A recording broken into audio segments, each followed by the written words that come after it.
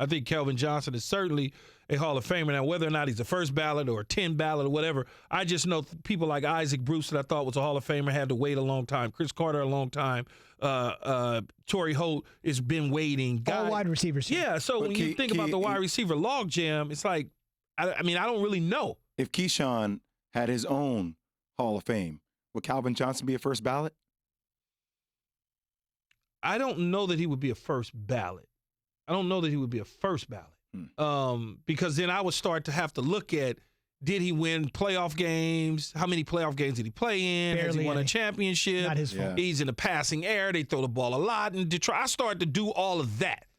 Was he the best wide receiver of his 10 years that he played in the national, or 9 years that he played in the national football? Probably so. If he was on a better team, could he carry that team to a championship? Probably so. So you start to dive into all of those sort of things. I think he gets in. I just don't know if he gets in tomorrow or he has to wait till the next day. I just don't know. How much of it simply comes down to, do they like him? Like, do people that make the decisions, do they like Kelvin Johnson? Was he media friendly, or was he a jerk like me that nobody likes? I mean, like, what was he?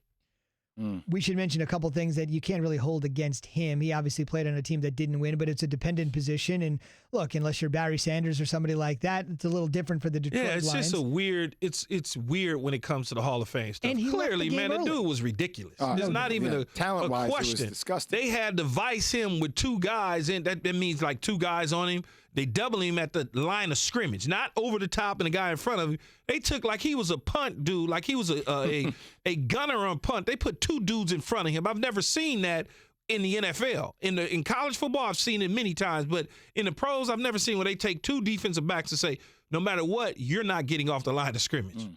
He also left the game early. That's one thing we have to kind of keep in mind. Now, he did that on his own volition. I think he, like many people, like Barry, actually. He got tired of getting beat up and losing. Correct. And that's just something I wanted to keep in mind, because when you look at his dazzling statistics, a 6-time Pro Bowler, a 3-time All-Pro, and I think most people that watch football know the All-Pro is the real one there. Pro Bowl's Pro Bowl. But he walked away. Yeah, that's true. Right? That's true. It's true. I was going to say, when he played, Pro Bowl was more real Pro Bowl than it is now. Right. Now you can be like the 12th alternate and you're a Pro Bowler. Right.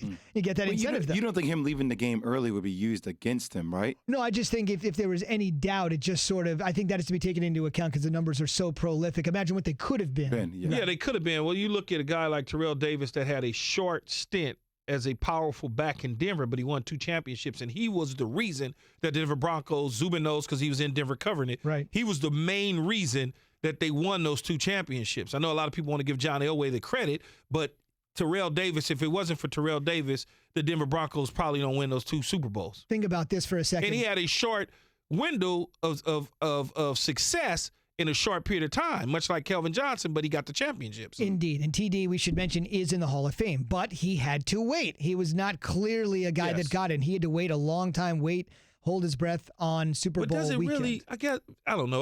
My personality is different. I'm like, I'm in. I don't care when I get in. Me and you, we on the same damn wall. We got a gold jacket. We got a bust. Yeah, we got a bust. We got a gold jacket. Your jacket got a little more stains on it. Mine's a little newer because yours is older. 2 other things to quickly keep in mind with regards to TD and that how it works out with Calvin Johnson. Calvin walked away healthy. I'm sure if he was on the show, or maybe we can get him on the show, he talks about how he can wake up and do anything he wants. Yes. TD essentially was forced to retire with injuries. And to your point on the Broncos, and this really sometimes is what's the catapulting moment? He was great in the Super Bowl 2,000-yard guy. Think about this. They always say this in Denver. Elway couldn't win until he met Mike Shanahan. Mike Shanahan couldn't win until he had John Elway. Neither won until they found Terrell Davis. Think about that for a second. Yeah, so they started to look at all of those sort of things with Calvin. Megatron was crazy. Megatron almost had 2,000 yards receiving, man. That's like, man, that's hard as hell to do. I played the position. And when you are a targeted guy like him, meaning the defense is trying to take you away, that's like Westbrook when he was going for all them triple doubles and setting the record. The defense is taking you away, and I'm still cooking. Key, from an inside perspective, what made him so unique? Well, he was big and fast. But like something that the common fan wouldn't know, that you know as a wide receiver, that you saw him do, you're like, damn. Just, man, I can't talk about him without talking about his size and his athletic ability, how fast he was. He was big. Like, he's bigger than me and faster. And I cooked when I was in the league. Imagine his size and his speed and high pointing the ball. He was monkey manning dudes out there going and getting it. He was different.